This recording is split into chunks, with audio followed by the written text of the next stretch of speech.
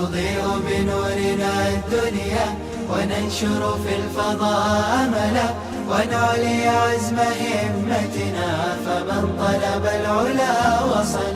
السلام عليكم ورحمة الله وبركاته. وعليكم السلام ورحمة الله وبركاته. How are you all? अल्हम्दुलिल्लाह we are fine. आप लोग कॉपी कलम लेकर कहाँ जा रहे हो? हम लोग फोनिक्स सीखने के लिए जा रहे हैं। अरे भाई, मोबाइल के ज़माने में फ़ोन सीखने कौन जाता है? मेरे भाई, मैंने फ़ोन नहीं फोनिक्स कहा। अच्छा, आपने फोनिक्स कहा। ये फोनिक्स क्या होता है? इसका ताल्लुक़ अंग्रेज़ी से है। ये एक ऐसा तरीका है जिसके ज़रिए शक्लों को देखकर उसकी आवाज़ निकाली जाती है।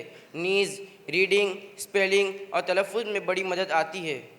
अरे भाई, मैं तो इसे पढ़े बगैर ही ये तमाम चीज़ें कर लेता हूँ। अच्छा, तो सी लेटर से शुरू होने वाले कुछ वर्ड्स सुनाइए। जी ज़रूर। Cat, customer, city, centre. रुको रुको, क्या बात है? आपका जवाब ही मेरे लिए सवाल बन गया है। आपने अभी जो 4 लफ्ज़ पढ़े वो तमाम सी से ही शुरू होते हैं, मगर आपने 2 को क से पढ़ा और 2 को स से। क्या आपको इसका फ़र्क पता है? कब सी को क पढ़ते और कब स? जी नहीं। क्या इसका भी कोई कायदा होता है? यस, सिर्फ सी का नहीं बल्कि सी और जी और उसके अलावा और भी कायदे हैं। जैसे अगर सी के बाद आई ई वाई हो तो सी को सा पढ़ेंगे, जैसे सिटी, सेंटर, सीमेंट। इसके अलावा हो तो सी को का पढ़ेंगे, जैसे कैट, कस्टमर, काउ। इसी तरह जी के बाद आई ई वाई हो तो जी को जा पढ़ेंगे, जैसे जिराफ, डेंजर, जिम।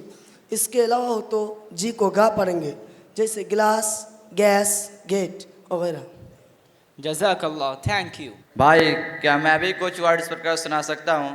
जी हाँ, बिल्कुल, क्यों नहीं, सुनाइए। एप्पल, एग, जॉब, एलेग, फ्लैग, टॉप।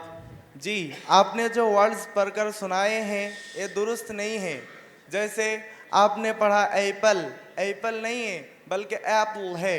आपने एग पढ़ा, एग नहीं है बल्कि एग है। आपने जॉब पढ़ा, जॉब नहीं है बल्कि जॉब है। आपने क्लैप पढ़ा, क्लैप नहीं है बल्कि क्लैप है। आपने फ्लैट पढ़ा, फ्लैट नहीं है बल्कि फ्लैट है। दरअसल इन तमाम वर्ड्स में शॉर्ट वावल का इस्तेमाल हुआ है। आपने मेरी इस्लाह कर दी, जज़ाकल्लाह, थैंक यू वेरी मच। भाई, आपसे कुछ सवालात है जो मैं बहुत दिनों से कंफ्यूजन और शक में हूँ कि ऐसा क्यों होता है। तो पूछिए भाई, आपका क्या सवाल है? भाई, मेरा सवाल यह है कि इंग्लिश में लिखा कुछ और जाता है, पढ़ा कुछ और जाता है। इसी वजह से इंग्लिश पढ़ने का मन नहीं करता है। जैसे CUP सब लिखा होता है, कब पढ़ा जाता है। अब FUTURE फुटूरे लिखा होता है, फ्यूचर पढ़ा जाता है। SUCUP सब लिखा होता है, कब पढ़ा जाता है। मेरे भाई, ऐसा बिल्कुल नहीं है, बल्कि जो लिखा जाता है वही पढ़ा जाता है। लेकिन हमको पढ़ने के रूल्स नहीं मालूम होने की वजह से हमको लगता है कि लिखा कुछ और जाता है, पढ़ा कुछ और जाता है। जैसे अभी अभी आपने CUP को कप और सब पढ़ा, लेकिन यह सब नहीं बल्कि कप है, क्योंकि रूल ये कहता है कि अगर सी के बाद IEY के अलावा हो तो सी को का पढ़ते हैं, जैसे कप, कैट। इसी तरह आपने FUTURE को फुटूरे और फ्यूचर कहा।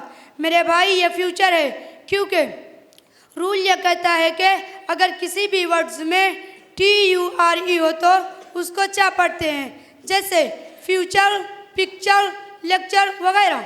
भाई, आपने तो मेरी सब परेशानियां दूर कर दी, जज़ाकुमुल्लाह, थैंक यू। भाई, स्पेलिंग के मुतालिक मेरा भी एक सवाल है कि मुझे रीडिंग तो आती है मगर स्पेलिंग बोल नहीं पाता हूँ, तो क्या आपके पास मेरी इस परेशानी का कोई हल है?